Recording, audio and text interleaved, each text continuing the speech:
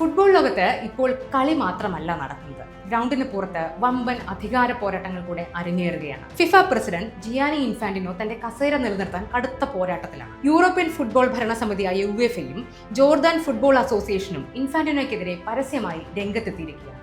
Infantino രാജിവെക്കണമെന്ന ആവശ്യവുമായി football ഇതിഹാസങ്ങളും പ്രമുഖ രാജ്യങ്ങളും മുന്നോട്ട് വരുമ്പോൾ അദ്ദേഹത്തിന് ആകെയുള്ള പിടിവള്ളി ആഫ്രിക്കൻ ഫുട്ബോൾ കോൺഫെഡറേഷൻ, അതായത് CAF മാത്രമാണ്. 5 ആഫ്രിക്കൻ പ്രതിനിധികളും ഇൻഫാന്റിനോയ്ക്ക് തങ്ങളുടെ പിന്തുണ പ്രഖ്യാപിച്ചു കഴിഞ്ഞു. എന്നാൽ യൂറോപ്പും ഏഷ്യയിലെ പ്രമുഖ രാജ്യങ്ങളും എതിർക്കുമ്പോൾ ആഫ്രിക്കയുടെ മാത്രം പിന്തുണ കൊണ്ട് ഇൻഫാന്റിനോയ്ക്ക് ഫിഫയുടെ തലപ്പത്ത് തുടരാൻ സാധിക്കുമോ? നമുക്ക് വിശദമായി പരിശോധിക്കാം. ലോക ഫുട്ബോളിൽ എപ്പോഴും ഐക്യത്തിന്റെ സന്ദേശമാണ് നമ്മൾ കാണാറുള്ളത്. എന്നാൽ ഇൻഫാന്റിനോയുടെ ഭരണത്തിന് കീഴിൽ ഫുട്ബോൾ ലോകം രണ്ടായി പിളർന്നിരിക്കുകയാണ്. ഒരു വശത്ത് ഇൻഫാന്റിനോയെ അനുകൂലിക്കുന്നവരും മറുഭാഗത്ത് അദ്ദേഹം പദവി ഒഴിയണമെന്ന് ആവശ്യപ്പെടുന്നവരും. ഇവിടെ ഉയർന്നു കേൾക്കുന്ന പ്രധാന ചോദ്യം എന്താണെന്ന് വെച്ചാൽ, എന്തുകൊണ്ടാണ് ആഫ്രിക്കൻ രാജ്യങ്ങൾ ഇൻഫാന്റിനോയ്ക്കൊപ്പം പാറ പോലെ ഉറച്ചു നിൽക്കുന്നത് എന്നാണ്. ഇതിന്റെ പ്രധാന കാരണം സാമ്പത്തികമാണ്. 2016 അധികാരത്തിൽ വന്നതു മുതൽ ഇൻഫാന്റിനോ നടപ്പിലാക്കിയ ഫിഫ ഫോർവേഡ് പദ്ധതിയിലൂടെ ശതകോടിക്കണക്കിന് ഡോളറാണ് ആഫ്രിക്കൻ ഫുട്ബോൾ ഫെഡറേഷനുകളിലേക്ക് ഒഴുകിയെത്തിയത്. പല പാവപ്പെട്ട ആഫ്രിക്കൻ രാജ്യങ്ങളിലെയും ഫുട്ബോൾ നിലനിൽക്കുന്നത് തന്നെ ഈ സാമ്പത്തിക സഹായം കൊണ്ടാണ്. അതിനാൽ ഇൻഫാന്റിനോയെ പിന്തുണയ്ക്കുക എന്നത് അവരുടെ ഫുട്ബോൾ നിലനിൽപ്പിന്റെ കൂടി ആവശ്യമാണ്. ഇൻഫാന്റിനോയ്ക്കെതിരെ ഏറ്റവും ശക്തമായി ശബ്ദമുയർത്തിയത് ജോർദാൻ ഫുട്ബോൾ അസോസിയേഷൻ ആണ്. കഴിഞ്ഞ 8 മാസമായി ഫിഫ തങ്ങൾക്ക് തരാൻ വൈകിച്ച അറബ് കപ്പിന്റെ പ്രൈസ് മണി അടുത്തിടെ മാത്രമാണ് അനുവദിച്ചു നൽകിയത് എന്ന് അവർ പറയുന്നു. എന്നാൽ ജോർദാൻ FA പ്രസിഡന്റ് പരസ്യമായി വെളിപ്പെടുത്തിയത് ഇൻഫാന്റിനോയെ പിന്തുണച്ചാൽ മാത്രമേ ഈ തുക അനുവദിക്കൂ എന്ന് ഫിഫ ഭീഷണിപ്പെടുത്തി എന്നാണ്. അതിനെ ബ്ലാക്ക് മെയിലിംഗ് എന്നാണ് ജോർദാൻ വിശേഷിപ്പിച്ചത്.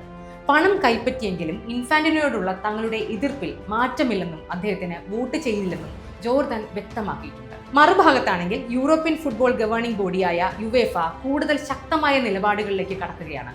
ഇൻഫാന്റിനോ പ്രസിഡന്റായി തുടർന്നാൽ ഫിഫ ടൂർണമെന്റുകൾ ബഹിഷ്കരിക്കുന്നതിനെ കുറിച്ച് വരെ യൂറോപ്യൻ രാജ്യങ്ങൾ ആലോചിക്കുന്നുണ്ട്. ഇനി തിരഞ്ഞെടുപ്പ് കണക്കുകളിലേക്ക് നോക്കുകയാണെങ്കിൽ ആഫ്രിക്കൻ ഫുട്ബോൾ കോൺഫെഡറേഷന് 54 വോട്ടുകളുണ്ട്, യൂറോപ്പിന് 55 വോട്ടുകളുണ്ട്. ഇതിനു പുറമെ ഏഷ്യൻ രാജ്യങ്ങളിലെ വലിയൊരു പങ്കും നോർത്ത് അമേരിക്കൻ രാജ്യങ്ങളും ഇൻഫാന്റിനോയിൽ അതൃപ്തരാണ്. അർജന്റീനയും മെക്സിക്കോയും പോലുള്ള ചുരുക്കം ചില സൗത്ത് അമേരിക്കൻ രാജ്യങ്ങൾ മാത്രമാണ് ഇപ്പോൾ ഇൻഫാന്റിനോയ്ക്കൊപ്പം നിൽക്കുന്നത്. ആഫ്രിക്കയുടെ 54 വോട്ടുകൾ ലഭിച്ചാലും ഭൂരിപക്ഷം തികയ്ക്കാൻ മറ്റ് വൻകരകളുടെ പിന്തുണയില്ലാതെ ഇൻഫാന്റിനോയ്ക്ക് സാധിക്കില്ല. ചുരുക്കത്തിൽ ഫിഫയും ഇൻഫാന്റിനോയും തങ്ങളുടെ അവിശ്വസനീയത പൂർണ്ണമായും നഷ്ടപ്പെട്ടിരിക്കുന്ന ഒരു ഘട്ടത്തിലൂടെയാണ് കടന്നു പോകുന്നത്. അടച്ചിട്ട മുറികളിലെ അടവുകൾ കൊണ്ടോ ഒരു വൻകരയുടെ പിന്തുണ കൊണ്ടു മാത്രമോ ഇനി തിരഞ്ഞെടുപ്പുകൾ ജയിക്കുക എളുപ്പമല്ല. ഫുട്ബോൾ ആരാധകരുടെയും വിവിധ ഫെഡറേഷനുകളുടെയും വിശ്വാസം വീണ്ടെടുക്കാൻ അദ്ദേഹത്തിന് സാധിക്കുമോ എന്ന് കണ്ടു തന്നെ അറിയാം. ഫുട്ബോൾ എന്ന് കേൾക്കുമ്പോൾ നമ്മുടെ മനസ്സിലേക്ക് ആദ്യം ഓടിയെത്തുന്ന മെസ്സി, റൊണാൾഡോ, ഹാലണ്ട്, എംബാപ്പെ അല്ലെങ്കിൽ യമാൽ എന്നിവരുടെ പേരുകളൊക്കെ ആയിരിക്കും അല്ലെ. എന്നാൽ ഇന്ന് ലോക ഫുട്ബോളിൽ ഏറ്റവും വലിയ ചർച്ചാ വിഷയമായിരിക്കുന്നതും ഒരു കളിക്കാരനൊന്നുമല്ല, ഫിഫയുടെ സിംഹാസനത്തിലിരിക്കുന്ന ഒരു വ്യക്തി തന്നെയാണ് ഇൻഫാന്റിനോ. കായിക രംഗത്തെ മറ്റ് അഡ്മിനിസ്ട്രേറ്റർമാർക്ക് ഒന്നും സാധിക്കാത്ത വിധം കായിക വിനോദത്തെക്കാൾ വലിയ ബിംബമായി മാറാൻ ഇദ്ദേഹത്തിന് സാധിച്ചു എന്നതാണ് വലിയ പ്രധാനപ്പെട്ട കാര്യം. ഫുട്ബോളിനെ അഴിമതിയിൽ നിന്ന് രക്ഷിക്കുമെന്നും ഒന്നിപ്പിക്കുമെന്നും ഉറപ്പ് നൽകി ഫിഫ പ്രസിഡന്റായ ഇൻഫാന്റിനോ ഇന്ന് കായിക ലോക ചരിത്രത്തിൽ തന്നെ ഏറ്റവും വലിയ രാഷ്ട്രീയ പ്രതിസന്ധിയിലൂടെയും വിവാദങ്ങളുടെയും കേന്ദ്ര ബിന്ദുവായി മാറിയിരിക്കുകയാണ്. ഒരു സാധാരണ അഭിഭാഷകനിൽ നിന്ന് എങ്ങനെയാണ് ഇദ്ദേഹം ഫിഫയുടെ സർവാധിപതിയായത്? ഏതൊരു ഫുട്ബോൾ അഡ്മിനിസ്ട്രേറ്റർക്കും കളിക്കളത്തിൽ വൻ പാരമ്പര്യം കാണും അല്ലേ. എന്നാൽ ഇൻഫാന്റിനോയുടെ കഥ വ്യത്യസ്തമാണ്. സ്വിറ്റ്സർലൻഡിൽ ഇറ്റാലിയൻ കുടിയേറ്റക്കാരുടെ മകനായി ജനിച്ച ഇദ്ദേഹം ഒരു കളിക്കാരനെ അല്ലായിരുന്നു, മറിച്ച് സ്വിസ് യൂണിവേഴ്സിറ്റിയിൽ നിന്ന് നിയമം പഠിച്ച ഒരു അഭിഭാഷകനായിരുന്നു. 2000 യൂറോപ്യൻ ഫുട്ബോൾ ഭരണസമിതിയായ യുവേഫയിൽ ഒരു ലീഗിൽ എക്സ്പേർട്ടായിട്ടാണ് ഇൻഫാന്റിനോ ചുവടുവെക്കുന്നത്. വളരെ വേഗത്തിൽ തന്നെ തന്റെ കഴിവ് തെളിയിച്ച അദ്ദേഹം 2004 ലീഗൽ അഫയേഴ്സ് ഡയറക്ടറായും 2007 ഡെപ്യൂട്ടി ജനറൽ സെക്രട്ടറിയായും 2009 ജനറൽ സെക്രട്ടറിയായും ഉയർന്നു. ഈ കാലയളവിൽ യുവേഫയുടെ പ്രധാന ചർച്ചകൾ നടത്താനും നിയമങ്ങളിൽ മാറ്റം വരുത്താനായും ഫണ്ട് കണ്ടെത്താനുമെല്ലാം മുന്നിൽ നിന്നത് ഇൻഫാന്റിനോ ആയിരുന്നു. ഫിനാൻഷ്യൽ ഫെയർ പ്ലേ നടപ്പിലാക്കാനും യൂറോ കപ്പിൽ കൂടുതൽ ടീമുകളെ ഉൾപ്പെടുത്തി വലുതാക്കാനും ക്ലബ് ലൈസൻസിംഗ് പരിഷ്കരിക്കാനുമെല്ലാം ഇദ്ദേഹം നേതൃത്വം നൽകി. ഫുട്ബോളിന്റെ ബിസിനസ് വശം ഏറ്റവും നന്നായി അറിയാവുന്ന ആൾ എന്ന പേര് ഇദ്ദേഹം പെട്ടെന്ന് തന്നെ നേടിയെടുത്തു. 2015 ഫിഫയുടെ ചരിത്രത്തിലെ ഏറ്റവും വലിയ അഴിമതി കഥ പുറത്തു വന്ന വർഷമായിരുന്നു. മുൻ പ്രസിഡന്റ് സെപ്പ് ബ്ലാറ്റർ ഉൾപ്പെടെയുള്ള ഉന്നത ഉദ്യോഗസ്ഥർ FBIയുടെ അന്വേഷണത്തിൽ കുടുങ്ങുകയും അറസ്റ്റിലാവുകയും ചെയ്തു. ഫിഫയുടെ വിശ്വസനീയത തകർന്നടിഞ്ഞ ആ പ്രതിസന്ധി ഘട്ടത്തിൽ സുതാര്യതയും പരിഷ്കരണങ്ങളും വാഗ്ദാനം ചെയ്തുകൊണ്ട് ഒരു പുതിയ മുഖമായി 2016 ജിയാനി ഇൻഫാന്റിനോ ഫിഫ പ്രസിഡന്റായി തിരഞ്ഞെടുത്തു.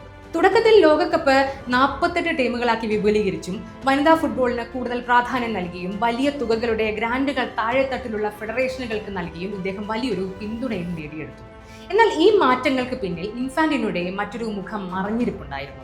അധികാരം സ്വന്തം കയ്യിലൊതുക്കാനും തന്റെ സ്ഥാനം ഉറപ്പിച്ചു നിർത്താനുമാണ് അദ്ദേഹം ശ്രമിച്ചതെന്ന വിമർശനം ഉയർന്നു വന്നു. അമേരിക്കയിൽ നടന്ന ലോകകപ്പ് ഫുട്ബോൾ ഫിഫയുടെ ഇവന്റിനേക്കാൾ അന്നത്തെ അമേരിക്കൻ പ്രസിഡന്റ് ഡൊണാൾഡ് ട്രംപിന്റെ രാഷ്ട്രീയ വേദിയായി മാറിയെന്ന് വലിയ ആരോപണമുണ്ടായി. ഫാൻസിന്റെ വിസ പ്രശ്നങ്ങളും രാഷ്ട്രീയ നിലപാടുകളും കാരണം പല രാജ്യങ്ങൾക്കും കളിക്കാർക്കും ബുദ്ധിമുട്ടുകൾ നേരിടേണ്ടി വന്നു. ട്രംപിന്റെ ആവശ്യപ്രകാരം കാർഡ് സസ്പെൻഷൻ വരെ പിൻവലിച്ച സംഭവങ്ങൾ കടുത്ത വിമർശനത്തിനും വഴിവെച്ചു. ഇതിനിടയിലാണ് ഫുട്ബോൾ ലോകത്തെ ഞെട്ടിച്ചുകൊണ്ട് പുതിയൊരു നീക്കം പുറത്തു വന്നത്. ലോകകപ്പിന്റെ അവകാശങ്ങൾ $20 ബില്യൺ ഒരു സ്വകാര്യ നിക്ഷേപ കമ്പനിക്ക് വിൽക്കാനുള്ള ഫിഫ ഫോർവേഡ് എന്റർപ്രൈസ് എന്ന പദ്ധതി. ഫിഫയുടെ ഇവന്റുകളുടെ നിയന്ത്രണം സ്വകാര്യ നിക്ഷേപകർക്ക് ഭാഗികമായി കൈമാറാനായിരുന്നു ഈ നീക്കം. കാൽപന്ത് കളിയുടെ ഭാവി എന്ന് അദ്ദേഹം വിശേഷിപ്പിച്ച ഈ പദ്ധതിയിലൂടെ ഇൻഫാന്റിനോയുടെ വാർഷിക ശമ്പളം $30 മില്യൺ ഉയരുമായിരുന്നു എന്ന് റിപ്പോർട്ടുകൾ സൂചിപ്പിച്ചു. ഫിഫ ഇത് നിഷേധിച്ചിട്ടുണ്ടെങ്കിലും സംഭവം വലിയ വിമർശനങ്ങൾക്ക് ഇടയാക്കി. ഈ ബിസിനസ് ഡീലിന് പിന്നിൽ പ്രവർത്തിച്ച ഇൻവെസ്റ്റ്മെന്റ് ഗ്രൂപ്പിനെ നയിച്ചത് ഡൊണാൾഡ് ട്രംപിന്റെ മരുമകനായ ജാരഡ് കുഷ്ണറുടെ സഹോദരൻ ജോഷുവ കുഷ്ണർ ആയിരുന്നു എന്ന റിപ്പോർട്ടുകൾ വന്നതോടെ സംശയങ്ങൾ ഇരട്ടിച്ചു. കൂടാതെ ഫിഫയുടെ നിലവിലെ നിയമപ്രകാരം ഒരു പ്രസിഡന്റിന് 3 തവണ മാത്രമേ മത്സരിക്കാൻ സാധിക്കൂ. ഇൻഫാന്റിനോയുടെ 3ാം ഊഴം അവസാനിക്കുകയാണ്. എന്നാൽ തന്റെ ആദ്യത്തെ ടൈം സെപ്പ് ബ്ലാറ്ററുടെ ബാക്കി കാലാവധി പൂർത്തിയാക്കൽ മാത്രമായിരുന്നു എന്ന വാദമുയർത്തി അടുത്ത ഘട്ടത്തിലും അധികാരം നിലനിർത്താൻ ഇദ്ദേഹം നീക്കങ്ങൾ നടത്തുന്നുണ്ട്. എന്നാൽ ലോകകപ്പ് സ്വകാര്യവൽക്കരിക്കാൻ ഈ നീക്കത്തിനെതിരെ യുവേഫയും AFCയും തുടങ്ങിയ മുൻനിര ഫുട്ബോൾ കോൺഫെഡറേഷനുകൾ ശക്തമായി രംഗത്ത് വന്നു. കൃത്യമായ കൂടിയാലോചനകൾ ഇല്ലാതെയാണ് പദ്ധതി മുന്നോട്ട് കൊണ്ടുപോയതെന്ന് അംഗരാജ്യങ്ങൾ ആരോപിച്ചു. ലോകകപ്പ് ബഹിഷ്കരിക്കുമെന്ന ഭീഷണി വരെ ഉയർന്നു. ഇതോടെ ഫുട്ബോളിനെ സ്വന്തം താല്പര്യങ്ങൾക്കായി പണയം വയ്ക്കാൻ അനുവദിക്കില്ലെന്ന് പ്രഖ്യാപിച്ച് യൂറോപ്യൻ ഫുട്ബോൾ ഫെഡറേഷനുകൾ രംഗത്തെത്തുകയും ഒടുവിൽ കടുത്ത എതിർപ്പുകളെ തുടർന്ന് ഈ പദ്ധതി ഉപേക്ഷിക്കാൻ ഫിഫ നിർബന്ധിതരാവുകയും ചെയ്തു.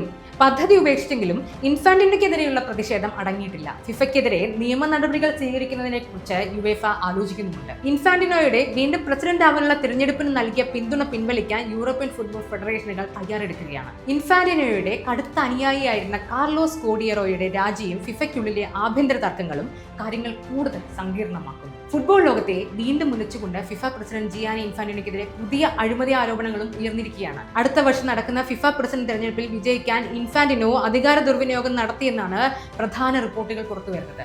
ലോക ഫുട്ബോളിന്റെ അമരക്കാരനായ ജിയാനി ഇൻഫാന്റിനോ ഇപ്പോൾ തന്നെ കരിയറിലെ ഏറ്റവും വലിയ പ്രതിസന്ധി ഘട്ടത്തിലൂടെയാണ് കടന്നുപോകുന്നത്. രാജിവെക്കണമെന്ന ആവശ്യങ്ങൾ ശക്തമായി ഉയരുമ്പോഴും ഫിഫ ഔദ്യോഗികമായി ഇൻഫാന്റിനോയ്ക്ക് പിന്തുണ നൽകുന്നുണ്ട്. എന്നാൽ ദ ടൈംസ് പുറത്തുവിട്ട പുതിയ റിപ്പോർട്ടുകൾ കാര്യങ്ങൾ കൂടുതൽ സങ്കീർണമാക്കുകയാണ്. 2030 ലോകകപ്പിന്റെ ഫൈനൽ മത്സരം നടത്തുന്നതിനുള്ള അവകാശം മൊറോക്കോയ്ക്ക് വാഗ്ദാനം ചെയ്തുവെന്നാണ് ആരോപണം. 2030 ലോകകപ്പ് മൊറോക്കോ, സ്പെയിൻ, പോർച്ചുഗൽ എന്നീ രാജ്യങ്ങൾ സംയുക്തമായാണ് സംഘടിപ്പിക്കുന്നത്. ഫൈനൽ മത്സരത്തിന് ആതിഥേയത്വം വഹിക്കാൻ സാന്റിയാഗോ ബെർണബ്യൂ സ്റ്റേഡിയവുമായി സ്പെയിനും 1,15,000 പേരെ ഉൾക്കൊള്ളിക്കാൻ ശേഷിയുള്ള പുതിയ ഹസൻ രണ്ടാമൻ സ്റ്റേഡിയവുമായി മൊറോക്കോയും രംഗത്തുണ്ട്. അടുത്ത പ്രസിഡന്റ് തെരഞ്ഞെടുപ്പിൽ ആഫ്രിക്കൻ ഫുട്ബോൾ ഫെഡറേഷനിൽ നിന്നുള്ള 54 വോട്ടുകൾ ഉറപ്പാക്കുന്നതിന് വേണ്ടിയാണ് ഇൻഫാന്റിനോ ഈ വാഗ്ദാനം നൽകിയതെന്നാണ് ആരോപിക്കപ്പെടുന്നത്. എങ്കിലും ഫിഫ ഈ വാർത്തകൾ പൂർണ്ണമായി നിഷേധിച്ച് രംഗത്തെത്തിയിട്ടുണ്ട്. ഫൈനൽ നടക്കേണ്ട വേദി തീരുമാനിക്കേണ്ടത് ഫിഫ കൗൺസിലാണെന്നും ഏതെങ്കിലും വ്യക്തിഗത നിർദ്ദേശത്തിന് അതിൽ സ്ഥാനമില്ലെന്നുമാണ് ഫിഫയുടെ വിശദീകരണം. ഇത് ഇൻഫാന്റിനോയ്ക്കെതിരെ ഉയർന്ന ആദ്യ ആരോപണമല്ല. പിന്തുണ നൽകിയില്ലെങ്കിൽ ധനസഹായം തടയുമെന്ന് പറഞ്ഞ് ജോർദാൻ ഫുട്ബോൾ അസോസിയേഷനെ ബ്ലാക്ക്മെയിൽ ചെയ്യുന്ന ആരോപണവും ഇദ്ദേഹം മുന്നോട്ട് വെച്ച പല ലോകകപ്പ് വാണിജ്യ പരിഷ്കാരങ്ങളും കടുത്ത വിമർശനങ്ങളെ തുടർന്ന് പിൻവലിക്കേണ്ടി വന്നതും ഇതിന് ഉദാഹരണം തന്നെയാണ്. റബാത്തിൽ നടന്ന അടിയന്തര യോഗത്തിൽ ഫിഫ എക്സിക്യൂട്ടീവ് നേതൃത്വം ഇൻഫാന്റിനോയ്ക്ക് പിന്തുണ പ്രഖ്യാപിച്ചെത്തിയെങ്കിലും ഫുട്ബോൾ ആരാധകർക്കിടയിലും പ്രമുഖ അസോസിയേഷനുകൾക്കിടയിലും ഫിഫയുടെ വിശ്വാസ്യത പൂർണ്ണമായും തകർന്നിരിക്കുക തന്നെയാണ്. പ്രസ് കോൺഫറൻസുകളിലൂടെയും നിഷേധക്കുറിപ്പുകളിലൂടെയും ഇൻഫാന്റിനോയ്ക്ക് താൽക്കാലികമായി രക്ഷപ്പെടാൻ കഴിഞ്ഞേക്കാം. എന്നാൽ നിരന്തരം ഉയർന്ന ഇത്തരം അഴിമതി ആരോപണങ്ങൾ ഫുട്ബോൾ ലോകത്ത് ഫിഫയ്ക്കുള്ള സ്ഥാനത്തിന് വലിയ മങ്ങലേൽപ്പിച്ചിട്ടുണ്ട്. ഫിഫയെ അഴിമതിയിൽ നിന്ന് രക്ഷിക്കാമെന്ന വാഗ്ദാനവുമായി 10 വർഷം മുമ്പ് അധികാരത്തിലേറിയ വ്യക്തി ഇന്ന് അതിനേക്കാൾ വലിയൊരു രാഷ്ട്രീയ സാമ്പത്തിക പ്രതിസന്ധിയുടെ നടുവിലാണ്. ലോകകപ്പ് വലുതാക്കിയ, വരുമാനം വർദ്ധിപ്പിച്ച പ്രസിഡന്റായി ചരിത്രം ഒരുപക്ഷെ ഇദ്ദേഹത്തെ ഓർമ്മിച്ചേക്കാം. എന്നാൽ ഫുട്ബോളിനെ ഒരു കോർപ്പറേഷൻ പോലെ ഭരിക്കാൻ നോക്കിയ വ്യക്തിയായും അദ്ദേഹം വിലയിരുത്തപ്പെട്ടേക്കും. കാരണം ഫുട്ബോളിലെ യഥാർത്ഥ അധികാരം അടച്ചിട്ട മുറികളിലല്ല, കളിക്കളത്തിൽ കളിക്കാർക്കും ഗ്യാലറിയിൽ ആരാധകർക്കുമാണ്. ഫുട്ബോളിനെ ഒന്നിപ്പിക്കാൻ വന്ന ജിയാനോ ഇൻഫാന്റിനോ ഒടുവിൽ തനിക്കെതിരെ ലോക ഫുട്ബോളിനെ മുഴുവൻ ഒന്നിക്കാക്കുകയാണോ ചെയ്തത്? കണ്ടു തന്നെ അറിയുന്നു.